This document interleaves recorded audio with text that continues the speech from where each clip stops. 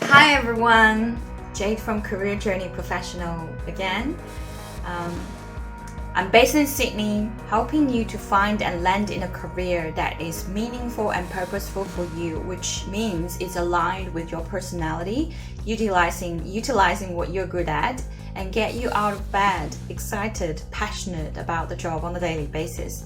Today, as I promised in the Facebook community, which if you're not following us on our Facebook community, please do so. It is Career Journey Professional Community.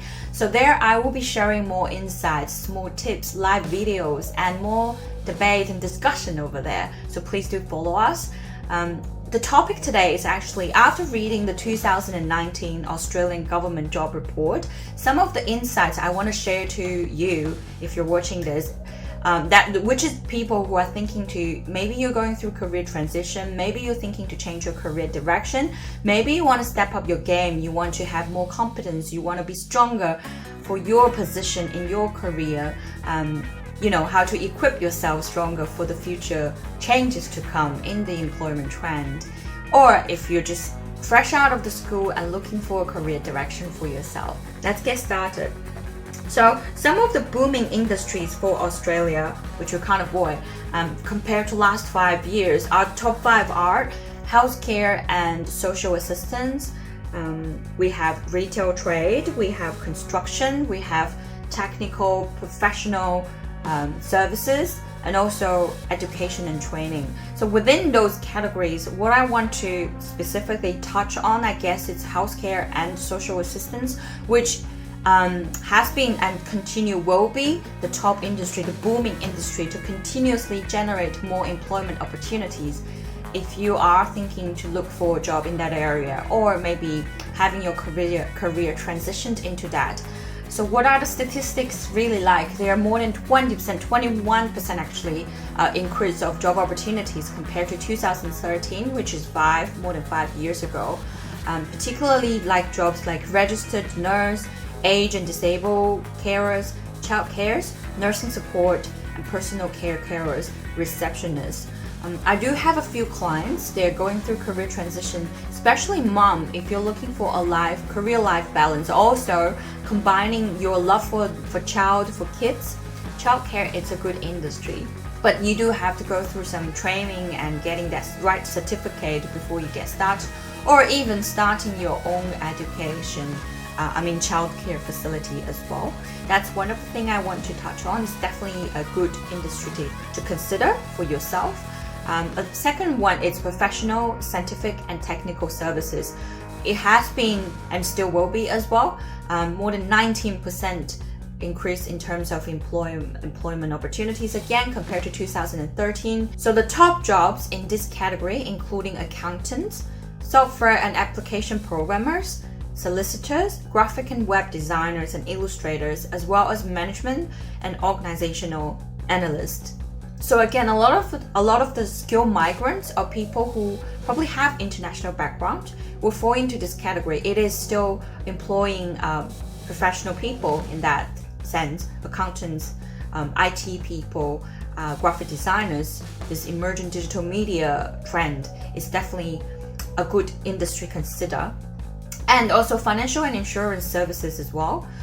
It's probably one of the least compared to all the booming ones. This one has 7.9% of increase of the employment trend, which is not that much, but still it is improving. So if you do work in the finance industry, what sort of occupations are there? There are more vacancies. That's bank workers, financial investment advisors and managers, financial brokers, credit and loan officers, as well as insurance, money market, and statistic clerks. So again, it's all in the banking, financial, but also insurance as well. So if you are already employed, you may consider a career transition. You may want to gain more skills, improve your competencies, or transition into other industries, other sectors, other jobs. What are the emerging skills? What are the skills that employers are actually looking for? There's a list here. Of course, I will put it out, but it's the creativity, originality, initiative, analytical thinking and innovation, emotional intelligence, reasoning, resilience, stress tolerance. A few things I do want to touch upon, especially working with clients that work across different industries. Something that would really help you is definitely initiative at work. Initiate your own opinion, initiate your own team, initiate your own work process, your project, or initiate your own network. You're establishing useful relationships at work or personal level. These are all important skills to have, whichever industry that you work for. And also emotional intelligence, not to mention the managing stress, because we're living in a society that everyone seems to be burned out and there is so much stress. Big data, it is definitely affecting the way that we are getting employed and when we're working as well. Please refer to one of the videos that I made about how to win the e-recruiting game, which is about a lot of it's working with and knowing how to being selected, to know the right way to present your skills when you're being selected by artificial intelligence or this kind of big data. What are the skills that are actually people are looking for, employers are looking for when we call it transferable skills?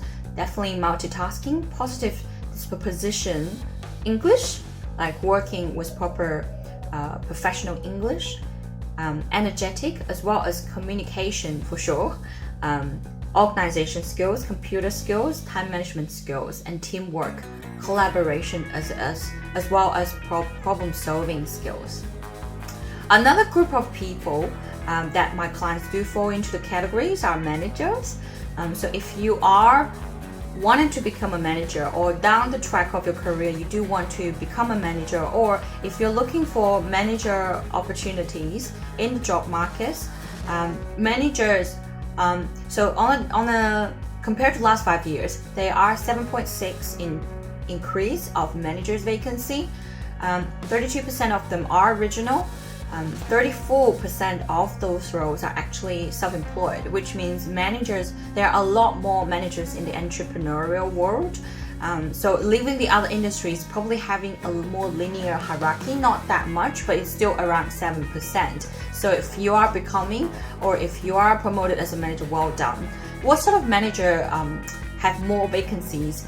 Retail managers, advertising, public relations and sales managers, constructional managers, livestock farmers, other hospitality, retail and service managers. So a lot of them do lies in the retail trade or the construction field.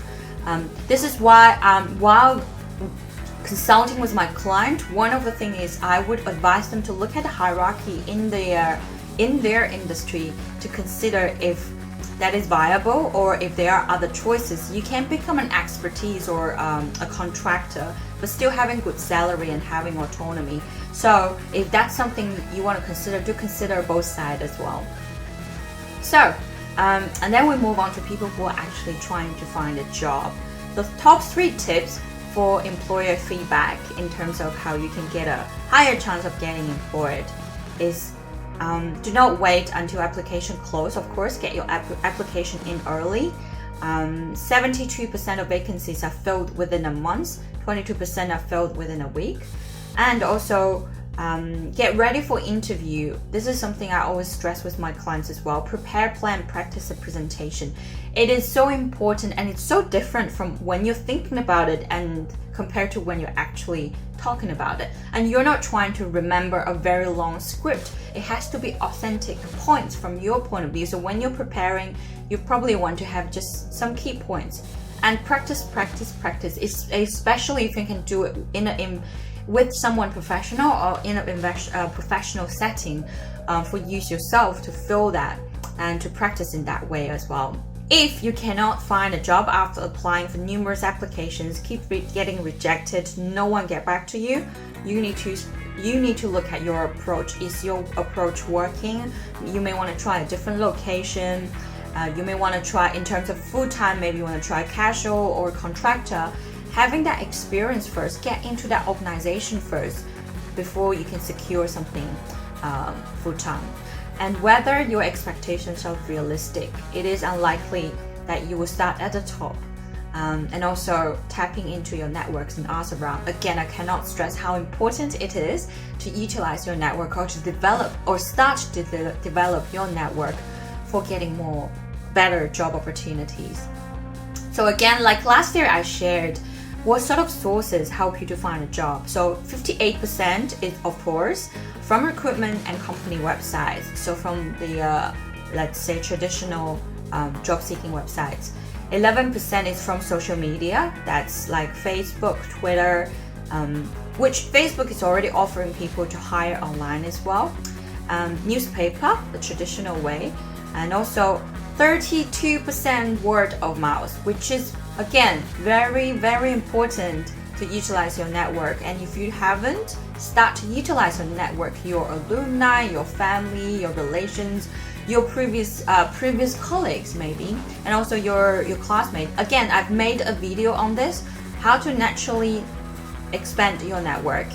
Please check that out. And 10% approach by job seekers. So what I want to stress now, if you can really utilize network or start to seek out for network, that will massively increase your opportunity of getting hired, round up to 30 to 40% increase of getting hired.